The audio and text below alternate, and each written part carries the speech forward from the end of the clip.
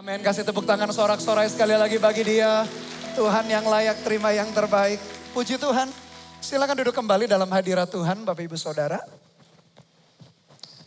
Sekali lagi katakan shalom. Senang sekali bisa beribadah minggu bersama-sama dengan Anda sekalian. Setelah sekian lama kita memasuki masa liburan, kemudian kembali mulai beraktivitas. Dan saya berdoa dan berharap sepanjang liburan kemarin sungguh-sungguh Tuhan juga memberkati waktu-waktu kita dengan keluarga. Saya juga ingin menyapa Bapak Ibu Saudara yang mengikuti ibadah lewat live streaming. Dimanapun Anda berada, buka hati, biarkan firman Tuhan mengajar langkah-langkah kita. Dan Roh Kudus mau menjamah setiap kehidupan kita. Bapak Ibu Saudara, sepanjang ibadah umum bahkan AOG, ibadah pemuda pelajar kita nanti jam 1. Saya akan membagikan khotbah dengan tema besar adalah doa puasa. Jadi sepanjang hari ini saya buat seri pengajaran doa puasa. Dan berikut adalah menu firman Tuhan sepanjang ibadah umum. Umum 1 saya beri judul memenangkan peperangan. Lalu umum yang kedua melepaskan beban berat. Yang ketiga umum 3 membebaskan yang tertindas. Nanti AOG menghancurkan setiap kuk. Nah saya meyakini apa yang Tuhan akan kerjakan di hari-hari mendatang Bapak Ibu Saudara. Tuhan akan melakukan perkara-perkara yang jauh lebih besar. Apalagi kita sudah melewati pandemi sepanjang 2 tahun. Dan kita tahu bahwa di waktu-waktu mendatang Tuhan itu mempercayakan kita hal-hal yang besar. Apalagi visi tahun ini Gereja Mawar Sharon mengangkat tema adalah The Year of Dreams and Visions. Dan mustahil visi atau mimpi yang besar dari Tuhan itu bisa digenapi di dalam hidup kita kalau kita hanya sekedar mengandalkan kekuatan kita, pengalaman kita, kekayaan kita, koneksi, pengetahuan, wawasan kita. Saya yakin mustahil semua itu akan digenapi. Tetapi ketika kita kembali di dalam hal yang basic, yang fondasi, yaitu mengenai berdoa, berpuasa, saya yakin ada hal-hal tertentu yang selama ini bahkan belum Tuhan berikan di dalam hidup kita karena didapatinya belum siap. Di waktu mendatang Tuhan itu akan mempercayakan di dalam perjalanan hidup kita. Jadi saya dorong Bapak Ibu Saudara nanti tanggal 17 Mei Selasa ini sampai tanggal 6 Juni kita akan berdoa berpuasa 21 hari. Bagi Anda yang gak terbiasa puasa, kalau ada khotbah-khotbah soal puasa atau himbauan puasa biasanya di skip, pura-pura gak dengar. Nah hari ini harus dengerin dan kita akan mengerjakannya bersama-sama. Bahkan bukan hanya GMS Semarang tapi seluruh gereja lokal Jawa Tengah dan DIY termasuk satelit-satelit kita. Dan kita akan lihat hari ini bagaimana doa puasa begitu powerful. Ada sesuatu yang hebat yang Tuhan kerjakan ketika anak-anaknya umatnya merendahkan diri di dalam doa puasa. Mari buka Alkitab kita di dalam kitab Esther pasal yang keempat. Ayat yang pertama sampai ayat yang ke-17. Mari kita lihat bahwa puasa itu betul-betul melepaskan beban yang berat. Esther 4 ayat yang pertama kita perhatikan. Setelah Mordekai mengetahui segala yang terjadi itu, ia mengoyakkan pakaiannya, lalu memakai kain kabung dan abu, kemudian keluar berjalan di tengah-tengah kota. Sambil melolong dengan nyaring dan pedih. Dengan demikian datanglah ia sampai ke depan pintu gerbang istana raja. Karena seorang pun tidak boleh masuk pintu gerbang istana raja dengan berpakaian kain kabung. Di tiap-tiap daerah kemana titah dan undang-undang raja telah sampai, ada pergabungan yang besar di antara orang Yahudi disertai perhatikan puasa dan ratap tangis. Oleh banyak orang dibentangkan kain kabung dengan abu sebagai lapik tidurnya. Ayat yang pertama tadi setelah Mordekai mengetahui segala sesuatu yang terjadi. Mordekai adalah paman dari Esther. Mordekai tahu apa? Mordekai tahu informasi, ada rancangan si jahat dari Haman namanya, yang merancang untuk melakukan pembunuhan massal bagi bangsa Yahudi. Sebuah berita yang sangat mengkhawatirkan, yang sangat menakutkan. Yang sangat menciutkan hati Bapak Ibu Saudara ketika Mordekai mendengar berita itu dan gak main-main. Karena Haman itu adalah orang yang dekat dengan raja. Dan Raja Ahasiweros waktu itu menjadi penguasa dunia. Orang yang dekat dengan raja mempengaruhi keputusan raja. Betul-betul Raja Ahasiweros bisa mengambil keputusan yang salah. Yaitu melakukan pembunuhan massal terhadap bangsa Yahudi. Jadi Mordekai sebagai seorang Yahudi, paman daripada Esther. Mendengar berita itu ciutlah hatinya. Sehingga dikatakan dalam ayat yang pertama dia melolong. Bukan lagi nangis biasa. Tapi melolong. Betul-betul dengan suara nyaring dan pedih. Kondisi yang tidak mudah yang mereka hadapi. Bapak Ibu Saudara tahukah dalam perjalanan kehidupan kita itu, dalam waktu-waktu tertentu ada juga kondisi yang membuat kita itu bisa ciut nyali kita atau pedih hati kita. Karena kondisi yang tidak mudah. Saya ingat satu kali ketika waktu itu Claire anak kedua kami, kalau nggak salah umur 1 tahun lebih atau 2 tahun. Kami selesai getaway dengan full timer, waktu itu dari Singapura, Malaysia. Ketika di Malaysia, sekian hari itu demam Claire. Lalu akhirnya pulang ke Indonesia, demamnya gak turun-turun. Kami ingat waktu Claire, waktu masih kecil itu kalau dia demam atau sakit, dia masih bisa ketawa, masih bisa main. Dia seperti anak-anak kebanyakannya. Tapi waktu itu kondisinya lemah sekali. Dia tidur aja. Suhu badannya juga tinggi. Kami ajak guyon bercanda, senyum terpaksa, terus dia tidur lagi. Angkat tangannya, turun lagi jatuh. Lalu segera kita bawa ke rumah sakit, waktu itu langsung masuk ke ruangan NICU itu. Lalu diurus oleh dokter, ditangani dengan cepat.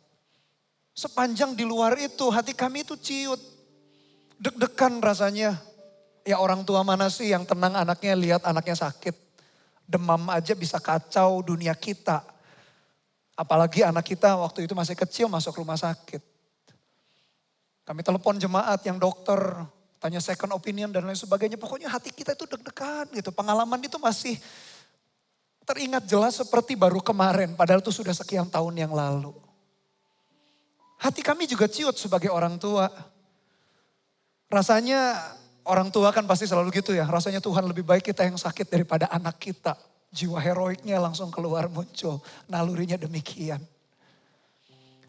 Nah dalam perjalanan hidup kita juga saya yakin Bapak Ibu Saudara pernah mengalami kondisi-kondisi yang gak mudah, yang sukar, di mana hati kita ciut. Bahkan mungkin mengancam keselamatan jiwa kita, nyawa kita, bahkan keluarga kita. Kalau Tuhan izinkan terjadi, respon kita yang menentukan. Ada waktu-waktu kritis, ada waktu-waktu sukar yang kita hadapi. Sepanjang kita hidup benar, jangan bersungut-sungut dengan Tuhan. Jangan akhirnya meninggalkan iman kita kepada Tuhan. Respon kita menentukan. Mordekai di tengah-tengah kegalauannya, dia mengambil keputusan, mengambil tindakan. Dia berpuasa, lalu merendahkan diri di hadapan Tuhan. Bapak Ibu Saudara, di balik doa puasa itu ada hal yang luar biasa terjadi. Bahkan ada kemenangan-kemenangan tertentu yang tidak bisa kita raih hanya karena kita pandai, hanya kita karena punya wawasan, hanya karena kita punya itikat baik, antusias semangat, atau kita punya koneksi yang hebat. Tahukah Bapak Ibu Saudara, banyak hal dalam hidup kita yang tidak bisa dimenangkan hanya karena preparation kita secara jasmani. Meskipun saya tahu ada bagian yang perlu kita lakukan, tapi ada peperangan tertentu yang bisa dimenangkan hanya ketika kita merendahkan diri dan akhirnya mata kita tertuju hanya kepada Tuhan dan memohon kemurahan Tuhan. Ada beban-beban berat yang bisa dilepaskan hanya ketika kita menaruh harapan kita kembali hanya kepada Dia. Bahkan perkara yang dihadapi oleh Mordekai dengan bangsanya betul-betul di luar kemampuan mereka. Siapa bangsa Israel waktu itu bangsa yang kecil. Padahal Raja Ahasiweros penguasa dunia. Sekali dia buat titah bunuh semua orang Yahudi. Betul-betul di seluruh pelosok dunia waktu itu yang dikuasai oleh Ahasiweros. Akan terjadi pembantaian massal. Kalau kita menghadapi perkara-perkara yang sulit, yang sukar, yang membuat kita ciut hati kita. Responi dengan benar. Perhatikan ayat yang berikutnya, ayat yang keempat. Ketika dayang-dayang dan sida-sida Esther memberitahukan hal itu kepadanya, maka sangat risaulah hati sang ratu. Dia lihat pamannya yang risau juga Esther. Lalu dikirimkannya pakaian supaya dipakaikan kepada Mordekai. Dan supaya ditanggalkan kain kabungnya daripadanya tetapi tidak diterimanya. Maka Esther memanggil Hattah, salah seorang sida-sida raja yang ditetapkan baginda melayani dia. Lalu memberi perintah kepadanya menanyakan Mordekai untuk mengetahui apa artinya dan apa sebabnya hal itu. Lalu keluarlah Hatam mendapatkan Mordekai di lapangan kota yang di depan pintu gerbang istana raja. Dan Mordekai menceritakan kepadanya segala yang dialaminya, serta berapa banyak perak yang dijanjikan oleh Haman akan ditimbang untuk perbendaharaan raja sebagai harga pembinasaan orang Yahudi. Mordekai dengan Esther mereka berada di dunia yang berbeda. Mordekai waktu itu belum diangkat menjadi orang kepercayaan raja. Esther sudah enak. Di dalam kontes pemilihan ratu, istrinya raja, Esther yang memenangkan. Jadi kondisi Esther itu enak sekali, nyaman sekali. Tapi di tengah-tengah kenyamanan dia, kemapanan dia, melihat pamannya, dia ikut risau sehingga dia bertanya. Bapak Ibu Saudara, saya selalu melihat begini. Sangat berbahaya ketika kita tidak jaga hati dan di situ ada berkat Tuhan. Kalau kita berdoa, Tuhan, Engkau memberikan terobosan dalam pekerjaan, dalam keluarga, supaya kita mengalami kelepasan atau kelegaan daripada masalah. Saya doakan kita semua mengalami. Tapi hati-hati Bapak Ibu Saudara. Karena ada jebakan yang mengerikan, kondisi nyaman, kondisi mapan, kondisi diberkati. Itu kondisi berbahaya untuk kita betul-betul jauh daripada Tuhan. Kita bisa gak peduli lihat orang lain. Karena kita sudah nyaman, mapan, dan enak kondisinya. Hati-hati dengan kondisi yang demikian. Puji Tuhan kalau Anda diberkati. Puji Tuhan kalau doa-doamu dijawab. Kalau mujizat terjadi dalam hidup kita. Itu pun karena anugerah Tuhan. Yang percaya katakan amin. Tapi Bapak Ibu Saudara, berkat promosi itu berbahaya kalau kita tidak jaga hati. Kita bisa gak peduli dengan orang lain. Saya selalu ingat kisah Daud. Daud itu tak pernah dikalahkan oleh Goliat. Sekian belas tahun dikejar-kejar sama Saul mau dibunuh. Dia gak pernah kalah. 13 tahun dia gak pernah kalah. Memang harus berlari dari satu pelarian ke pelarian yang lain. Tapi dia gak pernah kalah. Tapi dia kalah, dia jatuh di dalam dosa yang besar. Ketika dikatakan raja-raja berperang. Ketika tahun-tahun raja-raja di mana harusnya berperang. Dia malah santai di atas sotoh istananya. Melihat wanita mandi. Lalu merebut wanita itu istri orang dan membunuh suaminya yang namanya Uria. Bayangkan Bapak Ibu Saudara, belasan tahun Daud itu gak pernah kalah loh. Mau diperhadapkan kepada Goliat. Mau diperhadapkan kepada Saul yang bunuh dia. Sampai dia sebut ada sebuah gunung batu keluputan, maksudnya apa? Itu seperti main petak umpet Bapak Ibu Saudara. Daud di sini, Saul di sini. Dipisahkan oleh gunung saja. Saul ke sini, Daud ke sini. Coba salah. Ketika Saul ke sini, Daud ke sini. Ketemu. Itu mati pasti Daud. Di saat-saat yang kritis demikian Daud gak pernah kalah. Tapi di saat dia mapan dan nyaman, jatuhlah dia. Dan jatuhnya itu menjadi noda. Jatuhnya dia, akhirnya pedang turun-temurun kepada keturunannya. Mengerikan. Esther seorang wanita yang meskipun nyaman dan mapan. Dia melihat pergumulan orang lain tanpa disadari, itu pun harusnya jadi pergumulan dia. Karena Esther pun orang Yahudi. Dia pun terancam dibunuh sebetulnya. Tapi kan waktu itu dia gak tahu. Dia tidak terlena atau terbuai dengan kemapanan hidupnya. Hari ini kalau Anda sudah mapan, sudah nyaman, cari visi tantangan yang lebih besar. Bukan cari masalah yang lebih besar Bapak Ibu Saudara. Cari tantangan, cari visi. Cari pelayanan apa yang perlu kita selesaikan. Cari sesuatu yang lebih tinggi daripada hidup kita. Kalau tidak, kenyamanan akan menghanyutkan kita. Esther coba dia cuek, dia gak peduli. Nyawanya pun terancam. Dengan demikian kalau kita menjaga hidup kita, menjaga hati kita peduli dengan orang lain. Kalau tadi saya beri judul, melepaskan beban berat. Mungkin hari ini kita tidak terlalu punya beban berat. Atau ada jemaat Tuhan punya beban berat. Nanti belajar doa puasa, nanti saya jelaskan di ayat-ayat selanjutnya. Tapi kalau hari ini seolah-olah kita gak punya beban berat. Orang di sekeliling kita punya beban berat. Peduli dengan orang itu. Karena keberadaan kita di tengah-tengah hidup mereka pun Tuhan mau supaya orang itu terlepas beban beratnya ketika kita dipakai Tuhan untuk menuntun seseorang untuk mengenal Tuhan. Lalu Ester ayat yang kelima kan, dia panggil, dia minta Hathach, ayat yang kelima maka Ester memanggil Hathach, salah seorang sida-sida raja yang ditetapkan baginda melayani dia, lalu memberi perintah kepadanya menanyakan Mordekai untuk mengetahui apa artinya dan apa sebabnya itu. Ester bukan sekedar kepo, pengen tahu urusan orang.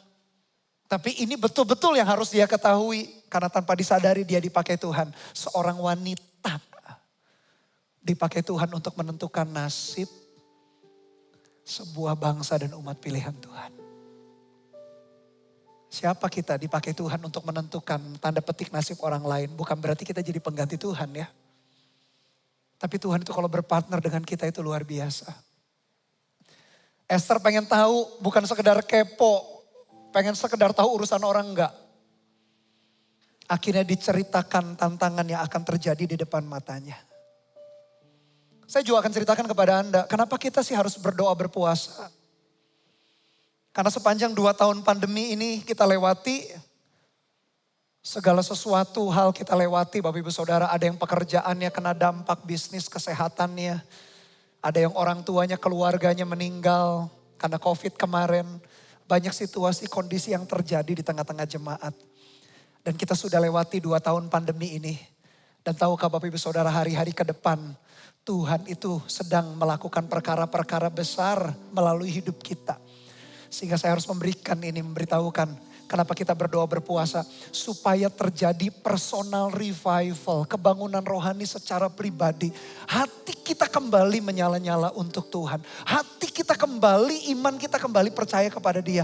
Mungkin bisnis kita hari ini belum beres karena terkena dampak badai pandemi. Karir kita pun masih kena dampak.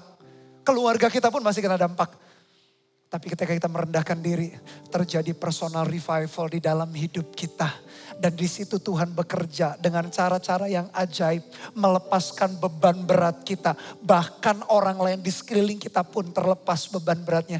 Ketika kita paham dan mengerti respon seperti apa yang kita perlu jalani.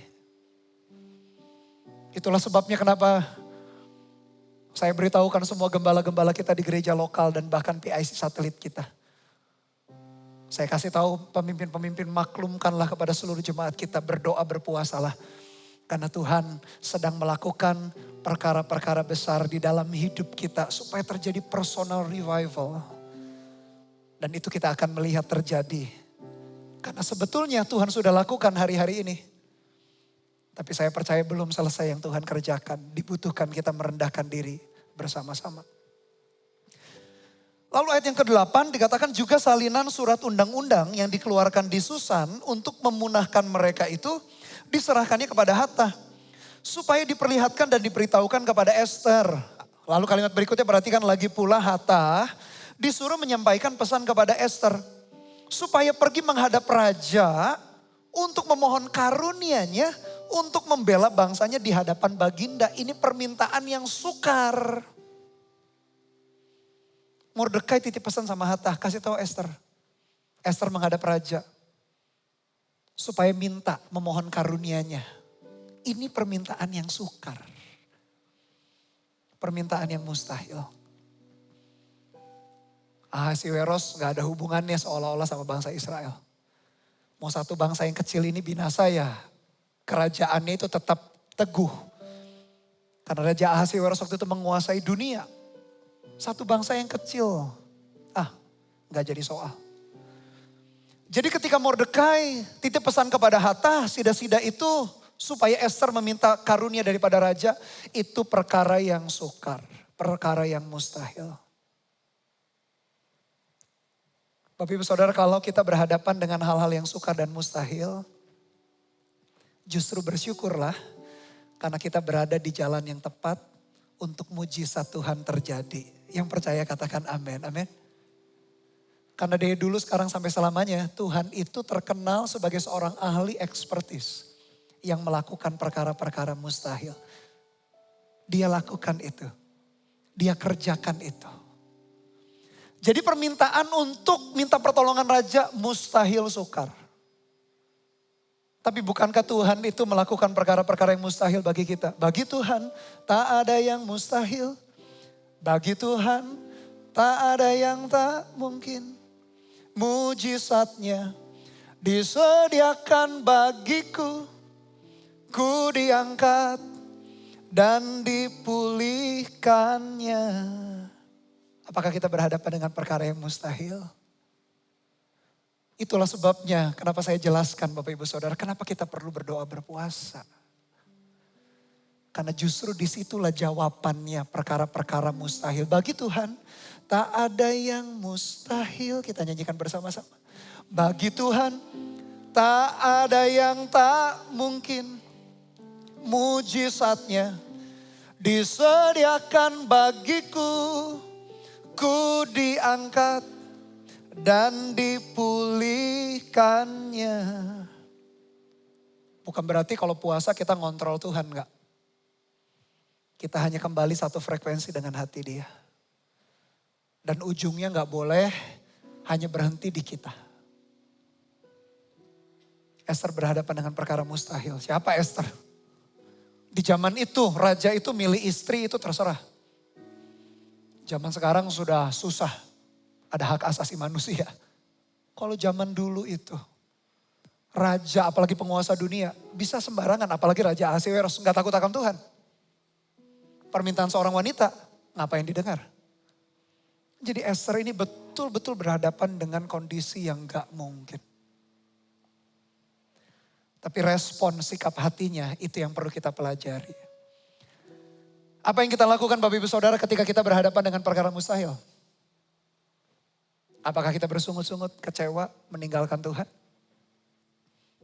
Atau kita belajar Esther seorang wanita di tangannya seolah-olah nasib sebuah bangsa. Bangsa umat pilihan Tuhan lagi gak main-main. Di tangan Esther. Mari perhatikan ayat yang ke-9.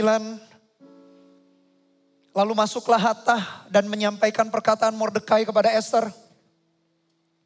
Akan tetapi Esther menyuruh Hatam memberitahukan kepada Mordekai. Esther tahu diri. Perhatikan jawabannya ayat 11.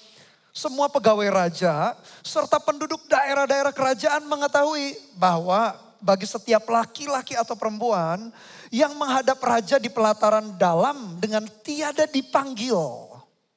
Perhatikan kalau nggak dipanggil hanya berlaku satu undang-undang yakni hukuman mati.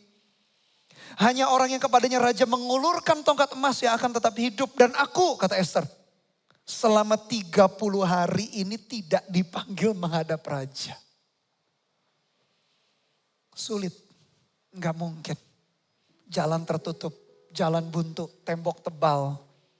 Bukit batunya terlalu tinggi, badainya terlalu besar. Nggak mungkin.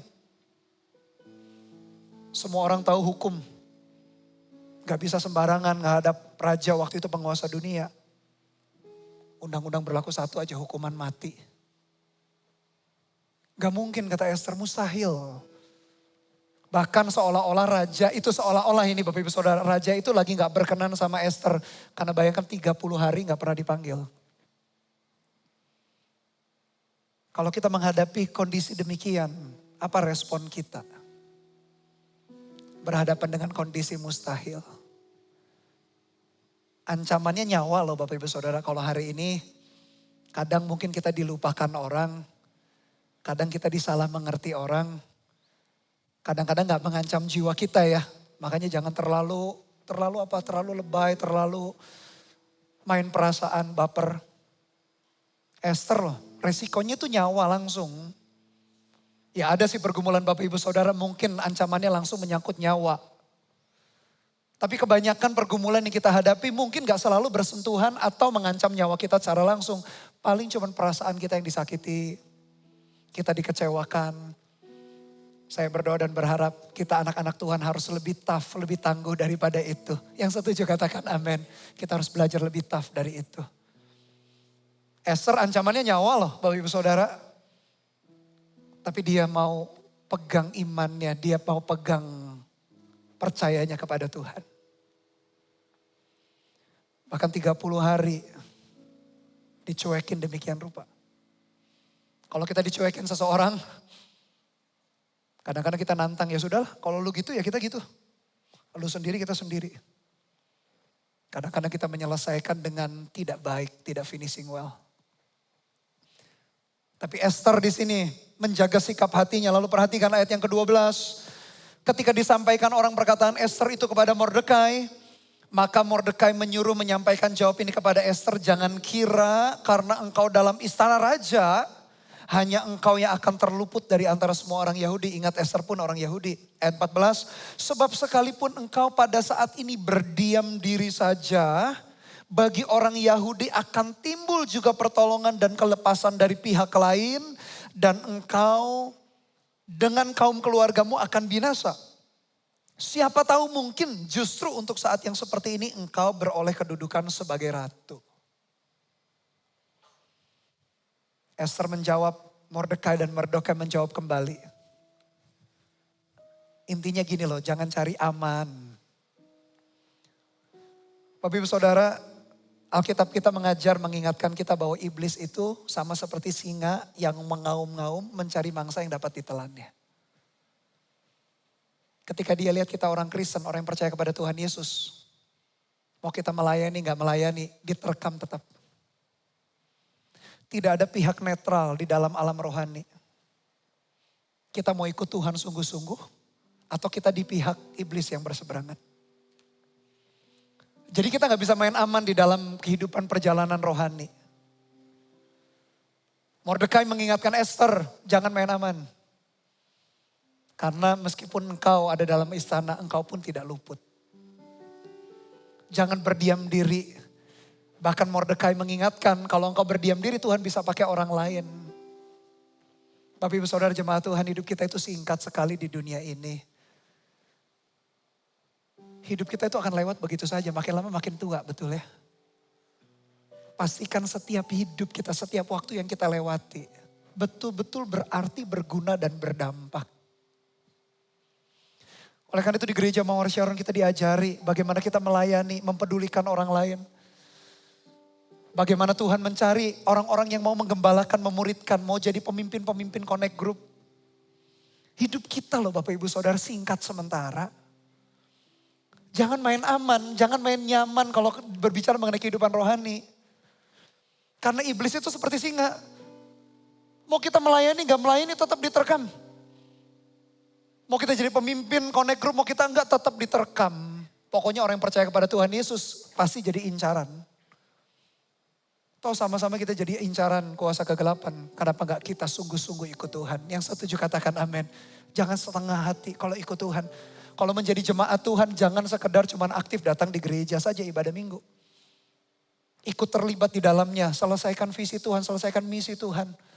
Selesaikan rencana Tuhan lewat gerejanya. Toh hidup kita begitu singkat dan sementara. Jangan jadi orang Kristen biasa. Karena kita mau jadi orang Kristen biasa atau mau kita sungguh-sungguh tetap diterkam oleh iblis. Daripada gitu lebih baik kita sungguh-sungguh ikut Tuhan. Mordekai mengingatkan Esther, jangan main aman. Kalau engkau gak mau dipakai Tuhan, kalau istilah sekarang, Tuhan bisa pakai orang lain. Bapak Ibu Saudara kalau kita gak mau dipakainya, gak mau dipakai Tuhan untuk jadi partnernya. Melepaskan beban berat bagi orang lain. Tuhan bisa pakai orang lain. Banyak penyesalan itu datang kan terakhir terlambat. Di tengah-tengah kondisi yang sudah gak mampu lagi sakit baru kita berkata Tuhan aku mau melayani Tuhan. Justru sekarang kita bisa melayani Tuhan, melayani jiwa-jiwa yang Tuhan percayakan. Karena kalau gak mau dipakai Tuhan, Tuhan bisa pakai pihak lain. Saya teringat kalimat demikian, perhatikan Bapak Ibu Saudara. Tanpa Tuhan manusia itu tidak mampu. Tanpa Tuhan kita gak mampu. Tapi tanpa manusia Tuhan tidak mau. Dia mau berpartner dengan kita. Lalu apa yang diambil keputusan oleh Esther? Lihat ayat 15-17. Maka Esther menyuruh menyampaikan jawab ini kepada Mordekai. Pergilah, kumpulkanlah semua orang Yahudi yang terdapat di Susan dan berpuasalah untuk aku. Janganlah makan dan janganlah minum 3 hari lamanya. Baik waktu malam, baik waktu siang. Aku serta dayang-dayangku pun akan berpuasa demikian. Dan kemudian aku akan masuk menghadap raja. Sungguh pun berlawanan dengan undang-undang. Dia berkata demikian, kalau terpaksa aku mati. Biarlah aku mati. Wih, sikap mental yang hebat ya seorang wanita loh. Bukan dia putus asa. Tapi dia tahu bahwa kadang di dalam urusan rencana dan kehendak Tuhan. Yesus pun berkata demikian, barang siapa takut kehilangan nyawanya karena aku, dia akan kehilangannya. Barang siapa kehilangan nyawanya karena aku, kata Tuhan, dia akan memperolehnya. Kita diajarin oleh Yesus gak boleh cinta diri kita jauh lebih tinggi daripada cinta kepada Tuhan. Esther mengambil keputusan untuk berpuasa, untuk berdoa. Kenapa berpuasa dan berdoa menjadi selalu 2 hal yang tidak bisa dilepaskan? Karena demikianlah perbedaannya dan sama-sama justru kedua hal itu saling berkolaborasi. Berdoa adalah hal rohani, spiritual Bapak Ibu Saudara. Sedang berpuasa adalah hal yang alami, natural. Berdoa merupakan disiplin rohani. Kita ambil waktu untuk kita berdoa. Berpuasa adalah disiplin jasmani. Karena puasa menurut Alkitab itu adalah pantang atau tidak makan. Memang ada yang bilang kan puasa boleh nih, puasa gak nonton, puasa gak main game ya oke. Tapi kalau kita mau lihat kembali ke dalam Alkitab, puasa dalam Alkitab itu artinya adalah pantang makanan. Jadi berdoa itu disiplin rohani, puasa disiplin jasmani. Biasanya kita makan 3 kali sehari, bahkan ada yang lebih daripada itu, 5-6 kali. Kita berkata enggak, kita skip. Kita skip makan bukan karena diet. Tapi kita berkata bahwa kita sedang menguasai daging kita. Yesus sendiri berkata kan, roh itu penuh tapi daging lemah. Lalu doa itu mengalihkan pandangan kita ke arah Tuhan, itu doa. Sedang ketika kita puasa, kita mengalihkan pandangan kita dari dunia. Lalu yang berikutnya, doa memanggil kita untuk fokus pada hal-hal kekal. Pada hal-hal yang bersifat kehendak Tuhan ketika kita berdoa. Dan puasa memanggil kita untuk meninggalkan kekhawatiran. Terutama dalam hal-hal dunia, soal waktu dan lain sebagainya. Dan yang terakhir, doa menantang kita untuk percaya penuh, beriman penuh kepada Tuhan. Terutama dalam dimensi rohani. Sedangkan puasa menantang kita untuk percaya penuh kepada Tuhan di dalam dimensi fisik. Perhatikan Bapak Ibu Saudara, fisik kita disiplin, spiritnya kita disiplin. Lalu kita mengerjakan bersama-sama doa mengarahkan kita kepada Tuhan. Puasa meninggalkan fokus kita kepada dunia. Bayangkan ketika 2 ini dikolaborasikan jadi satu. Betapa kita akan betul-betul merendahkan diri berharap kepada kemurahan dan kebaikan Tuhan. Itulah sebabnya Esther akhirnya memaklumkan puasa. Kiri kanan depan belakang gak ada jalan. Tetapi ada jalan ke atas. Dan dia tempuh jalan ke atas itu dengan berdoa berpuasa.